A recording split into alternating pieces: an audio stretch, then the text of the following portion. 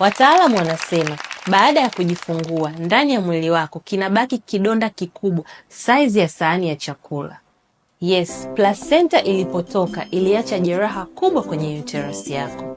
Sasa fikiria kama ungekuwa una jeraha kubwa kiasi hichi nje ya mwili wako, ungefanya nini? Si ungepumzika na ungeutunza mwili wako, na hivyo ndivyo inastahili kuwa. But guess what?